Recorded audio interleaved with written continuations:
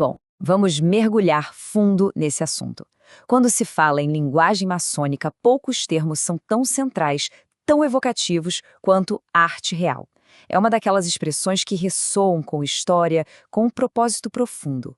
Mas fica a pergunta: será que o significado original dela permaneceu o mesmo ao longo do tempo?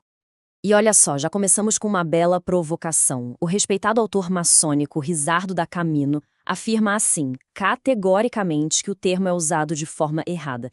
Isso aqui é interessante porque desafia uma ideia que parece fundamental. Como é que pode um conceito tão importante ser, na verdade, mal compreendido? Então, essa é a pergunta que vai nos guiar nessa análise.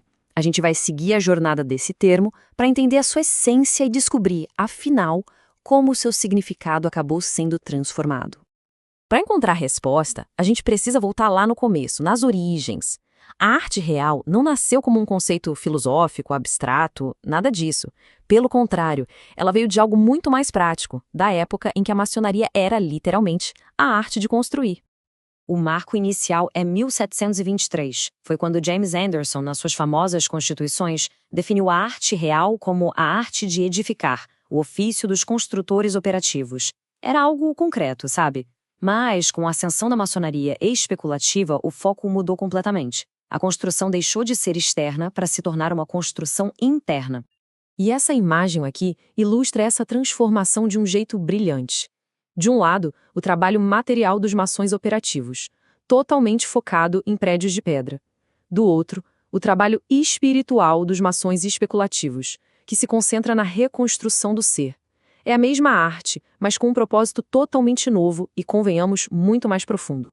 Vamos avançar um pouco, porque aqui tem um ponto crucial. Se a arte não é mais sobre construir palácios para reis ou grandes catedrais, de onde é que vem esse título de real? A resposta, e isso é fascinante, está na própria redefinição da palavra. Então, o ponto-chave é este. Real, aqui, não tem a ver com monarquia, tem a ver com a realeza de espírito. Significa nobreza de propósito. É o nome que se dá à tarefa mais nobre que pode existir, a construção do próprio caráter, a construção do templo interior. Entender a origem é fundamental, claro. Mas tudo isso nos leva para o agora, para o presente. Como é que essa filosofia tão nobre se aplica na prática, no dia a dia de quem a estuda? Ou seja, como se trabalha na arte real hoje em dia?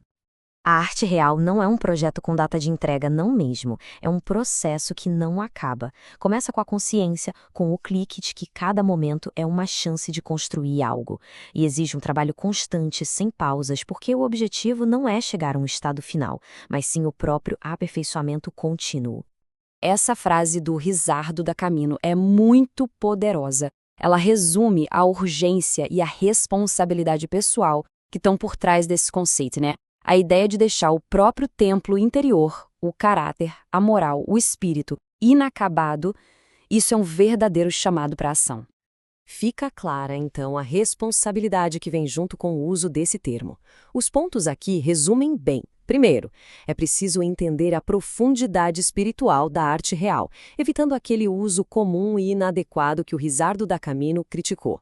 Isso significa usar esse título com a precisão e o respeito que ele exige. E talvez o mais importante é passar a enxergar a própria vida como essa grande obra de arquitetura espiritual, onde cada ação é uma pedra que se assenta na construção de si mesmo.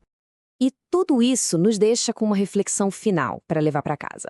A arte real começa no indivíduo, na construção do templo interior.